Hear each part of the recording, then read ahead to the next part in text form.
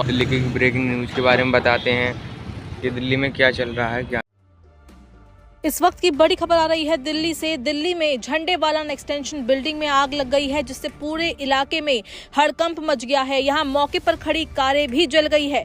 इस वक्त की बड़ी खबर आपको बता रहे हैं दिल्ली के झंडेवाला से, जहां झंडेवाला एक्सटेंशन बिल्डिंग में आग लग गई है।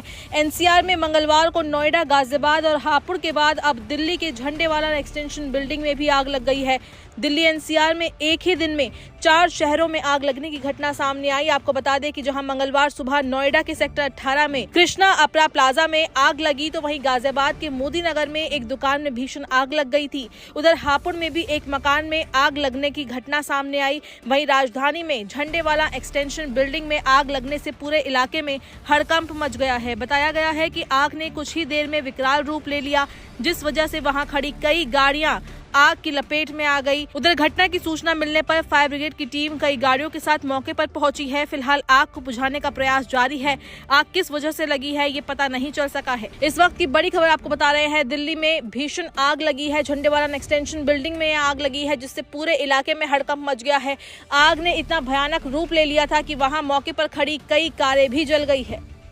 इस वाली बिल्डिंग से मैं सामने से देख रहा था। स्टार्टिंग में सबसे ऊपर कोने से स्टार्ट हुई थी आग, और उसी टाइम मैंने फायर ब्रिगेड को कॉल किया।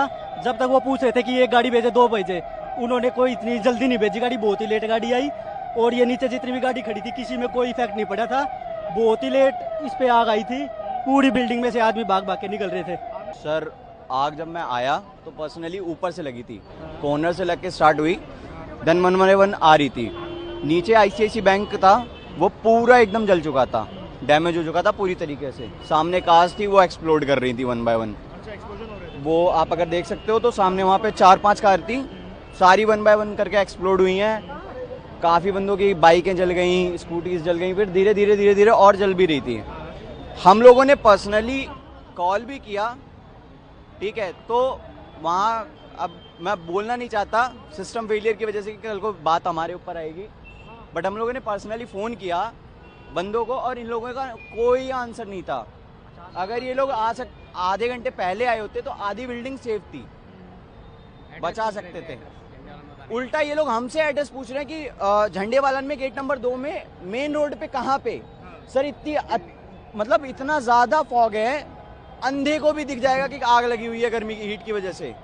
ये पूछ रहे हैं कि कहाँ लगी है, तो मतलब आप सोच सकते हो कितना बड़ा फेलियर है।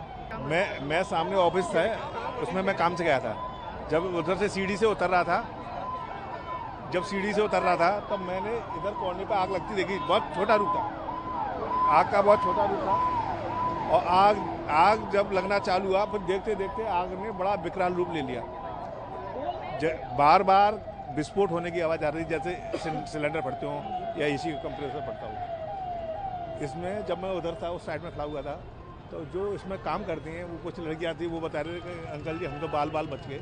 मैंने बेटा कोई अंदर है तो नहीं, तो बता रहे नहीं हमारी तरफ से कोई है नहीं। लेकिन आग बाकी बहुत विकराल है, बहुत विभत्स है। कितना नुकसान हुआ क्या होगा ये तो मतलब उसके बाद ही मालूम पड़ेगा। इंक्वायरी होगी, इन्वेस्टिगेशन होगी, उसके बाद ही।